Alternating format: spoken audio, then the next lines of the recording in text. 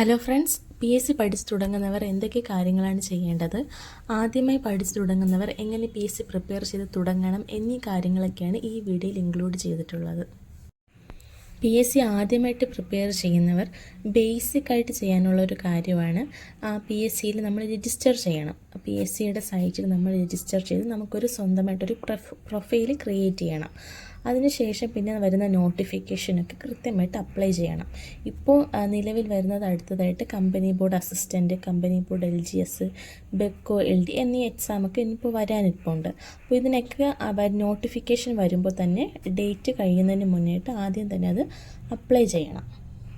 PSC പ്രധാനമായും 3 കാറ്റഗറിയിലായിട്ടാണ് exam നടത്തുന്നത്: 10th level, +2 level, degree level. Degree level എക്സാമുകളിലാണ് പ്രിലിംസും മെയിൻസും അതിനുശേഷം ഇൻ്റർവ്യൂ ഉണ്ടായിരിക്കും. 10th ലെവൽ എക്സാമുകളിൽ ചില എക്സാമുകൾക്ക് പ്രിലിംസ് ഉണ്ടായിരിക്കും. എന്നാൽ ഇപ്പോൾ LD, LGS എന്നീ എക്സാമുകൾക്കൊന്നും ഇപ്പോൾ പ്രിലിംസ് നടത്തുന്നില്ല. അപ്പോൾ അത് നോട്ടിഫിക്കേഷൻ വരുമ്പോൾ നമുക്കറിയാം ഏത് പ്രിലിമിനറി ആണോ മെയിൻസ് ആണോ അത് നമുക്ക് അന്നേരം അറിയാൻ പറ്റും. പിന്നെ വരുന്നത് +2 ലെവലിൽ ഫോഴ്സ് എക്സാമുകളാണ്. CPO, women's CPO, excise, beat forest എന്നീ എക്സാമുകളൊക്കെ +2 ലെവൽ ക്വാളിഫിക്കേഷൻ വരുന്ന എക്സാമുകളാണ്.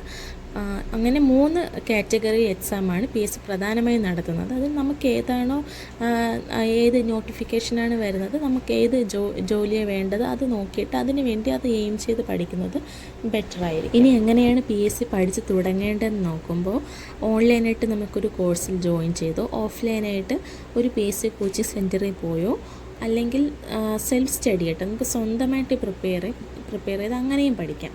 അപ്പോൾ അത് ഓരോരുത്തർക്ക് കംഫർട്ടബിൾ ഏത് രീതിയിലാണ് പഠിക്കുന്നത് അതനുസരിച്ച് അവർക്ക് പഠിക്കാം. എൻ്റെ ഒരു പേഴ്സണൽ ഒപ്പീനിയൻ പറയുമ്പോൾ ഓഫ്ലൈനായിട്ടോ ഓൺലൈനായിട്ടോ ഒരു കോഴ്സിൽ ജോയിൻ ചെയ്ത് പഠിക്കുന്നതാണ് കുറച്ച് ബെറ്ററായിട്ട് എനിക്ക് തോന്നുന്നത്. പിന്നെ ഏത് എക്സാമിനാണോ നമ്മൾ പ്രിപ്പയർ ചെയ്യുന്നത് ആ എക്സാമിൻ്റെ സിലബസ് നമ്മൾ ആദ്യം എടുത്ത് വെക്കണം. അതിൻ്റെ മാർക്ക് ഡിസ്ട്രിബ്യൂഷൻ എങ്ങനെയാണ് അതെല്ലാം നമ്മൾ നോക്കണം. ഇപ്പോൾ സിലബസ് നമുക്ക് സൈറ്റിൽ നിന്നും കിട്ടും, അല്ലെങ്കിൽ നമുക്ക് ടെലഗ്രാം ചാനലുകളിലൊക്കെ അവൈലബിൾ ആണ്. അതുപോലെ SCERT, NCERT ചാപ്റ്ററുകൾ നമ്മൾ പഠിക്കേണ്ടത് ഒരു ഇമ്പോർട്ടൻ്റ് ആയിട്ടുള്ള കാര്യമാണ്. 5ാം ക്ലാസ് മുതൽ 10ാം ക്ലാസ് വരെ ഉള്ളത് നമ്മൾ ആദ്യം ഒരു ബേസായിട്ട് ആ ചാപ്റ്ററുകളെല്ലാം നമ്മൾ പഠിച്ചിരിക്കണം. അതിന് വേണ്ടിയിട്ട് നമുക്ക് സമഗ്രയിൽ നിന്നിട്ട് നമുക്ക് ഈ ചാപ്റ്ററെല്ലാം ഡൗൺലോഡ് ചെയ്തെടുക്കാം, അല്ലെങ്കിൽ ടെലഗ്രാമിലും അവൈലബിൾ ആണ്.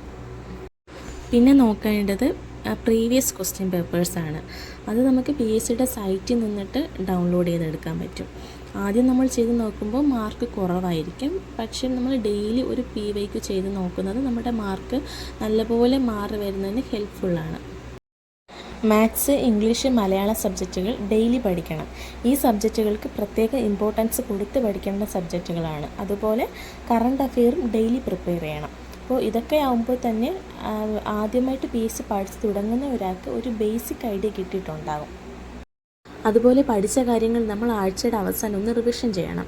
നമ്മൾ ഡെയിലി പഠിച്ചുകൊണ്ടേ ഇരുന്നിട്ട് കാര്യമില്ല. ഡെയിലി പഠിച്ചുകൊണ്ടേ ഇരിക്കുമ്പോൾ അത് കുറച്ച് നാൾ കഴിയുമ്പോൾ നമുക്കതെല്ലാം മറന്നു പോകും. അപ്പോൾ ഇടയ്ക്കിടയ്ക്ക് ഇതൊക്കെ ഒന്ന് പഠിച്ച കാര്യങ്ങൾ വീണ്ടും റിവൈസ് ചെയ്യുന്നതും PSC പഠിക്കുന്ന ഒരാൾ ചെയ്യേണ്ട മറ്റൊരു കാര്യമാണ്. അപ്പോൾ ഇതൊക്കെയാണ് ആദ്യമായിട്ട് പ്രിപ്പയർ ചെയ്യുന്ന ഒരാൾ അറിഞ്ഞിരിക്കേണ്ട കാര്യങ്ങൾ.